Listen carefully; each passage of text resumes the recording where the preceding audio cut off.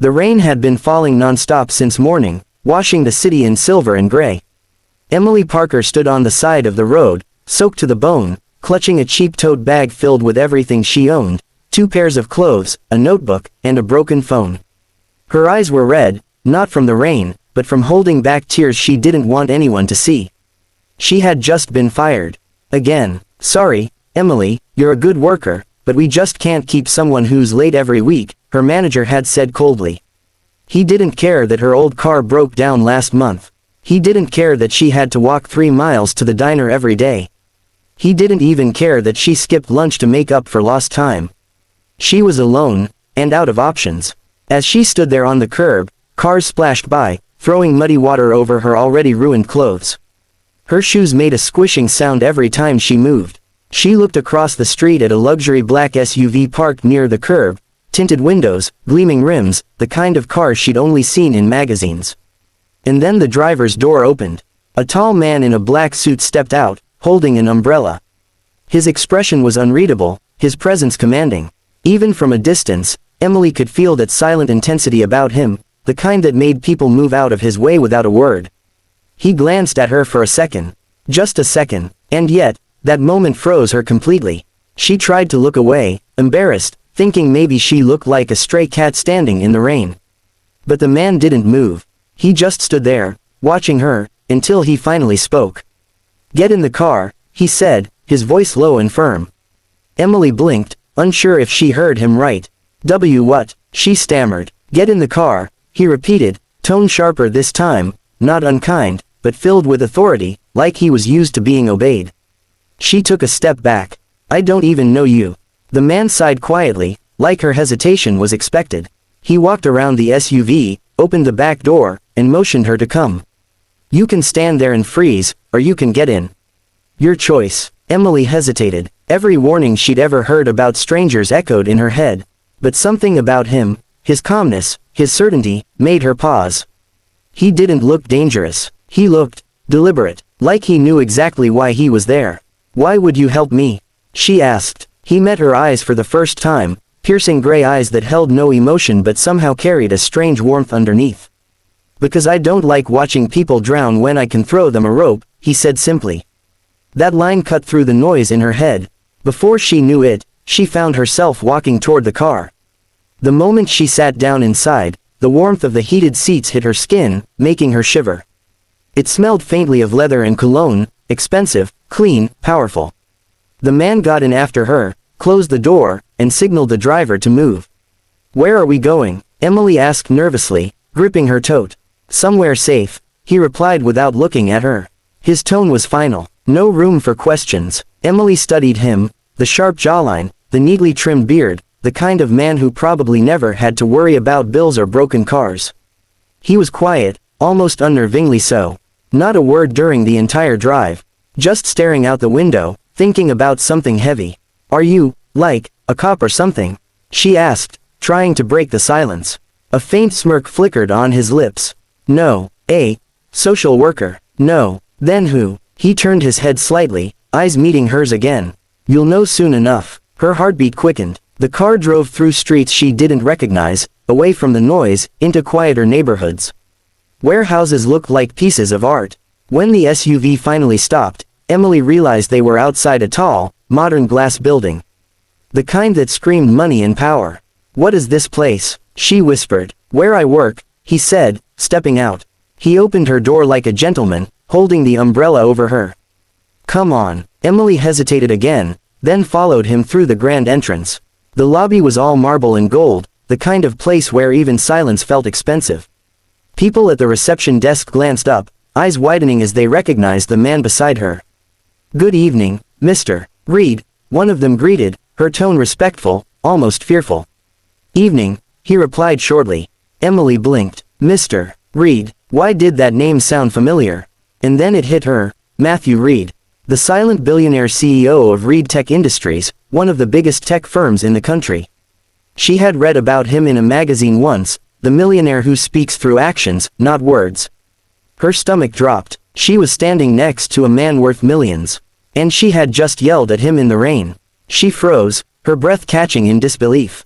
"You're Matthew Reed," He nodded once. That's what they call me. Her mouth fell open. Oh my God. I didn't know.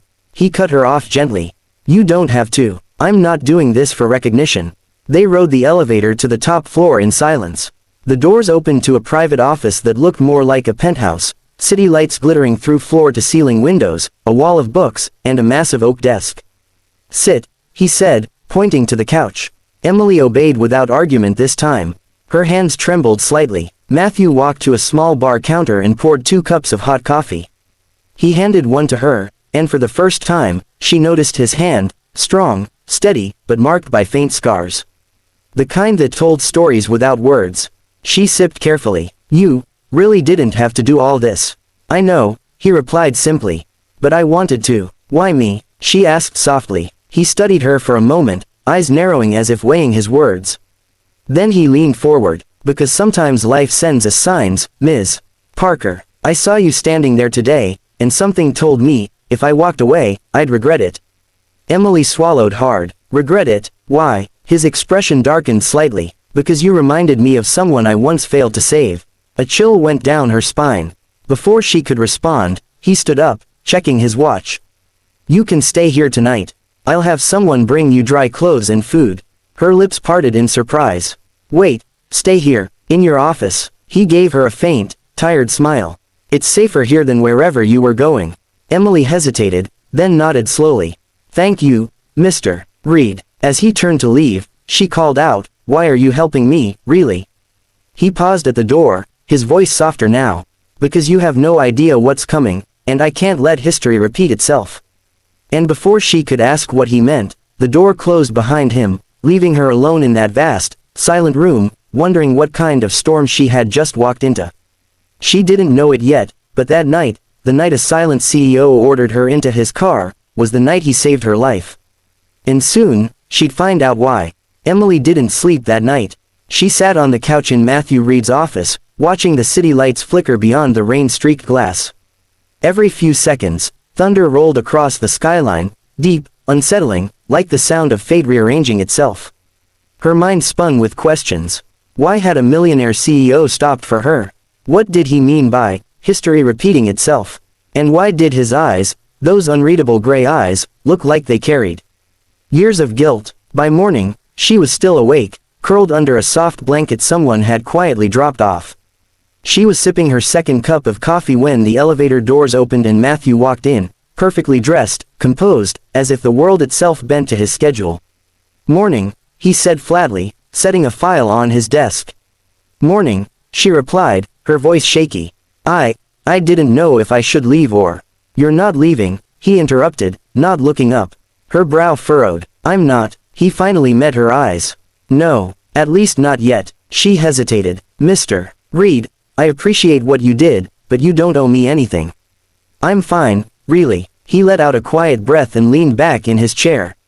You're not fine, Emily.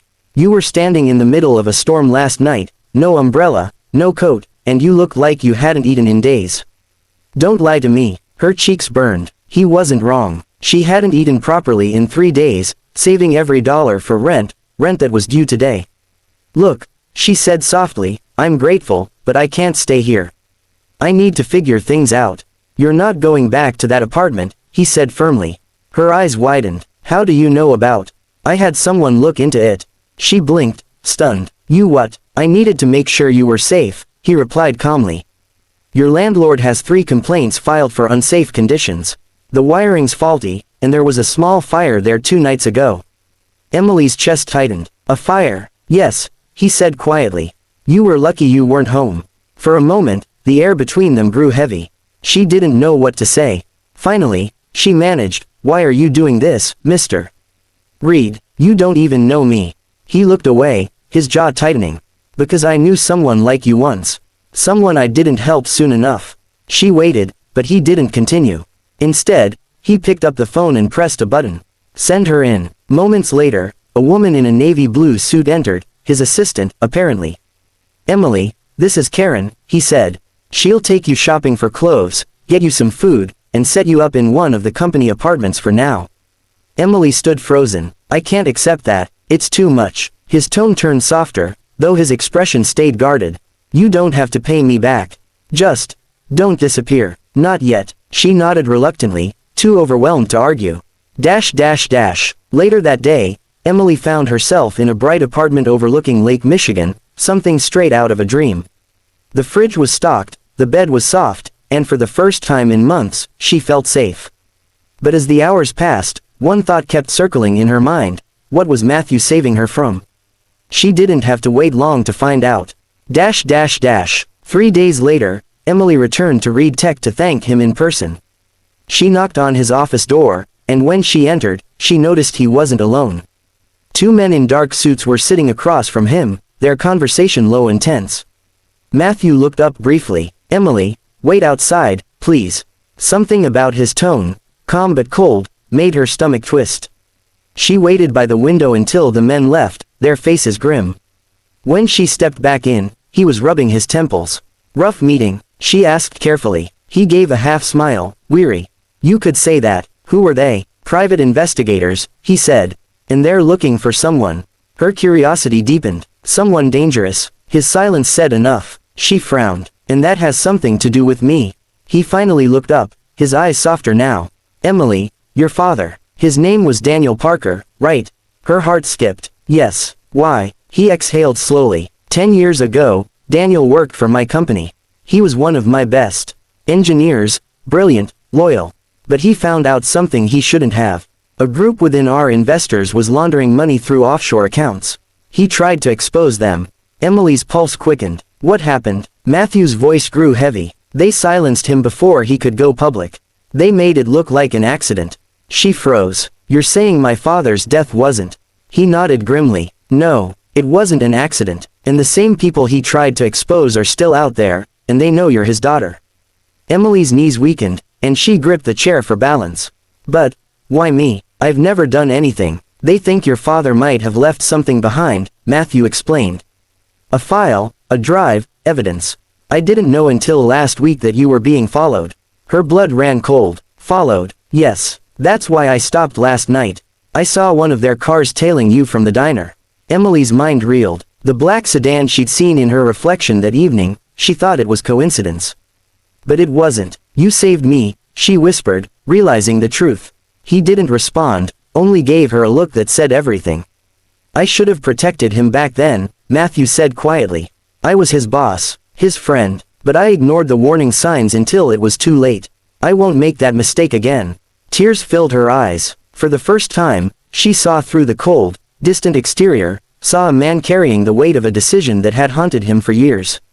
So what happens now? She asked, her voice trembling. I've got security watching your building, your phone, your email. You'll stay in the company apartment until I clear this up. But Mr. Reed, Matthew, he corrected softly. You can call me Matthew. She smiled faintly. Matthew, I don't know how to thank you. Just stay alive, he said, half smiling. Days turned into weeks. Emily started working part-time at Reed Tech, helping with finances, something she was actually good at. And slowly, she began to see another side of Matthew Reed, the quiet kindness behind his strict demeanor, the rare laughter that softened his voice, the man who didn't just save lives, he rebuilt them. One evening, as they stood by the window overlooking the city, Emily turned to him. You could have ignored me that night, she said softly. Why didn't you? He looked out over the skyline. Because sometimes, he said slowly, the universe gives you a second chance, not to fix the past, but to save the future. Their eyes met, and for a brief moment, the world outside seemed to fade away. He had saved her life, not just from danger, but from despair. And in doing so, she had saved something in him too, the part that still believed in redemption. And though she didn't know what tomorrow would bring, one thing was certain. The night he said, "Get in the car," wasn't the end of her story. It was the beginning of both of theirs.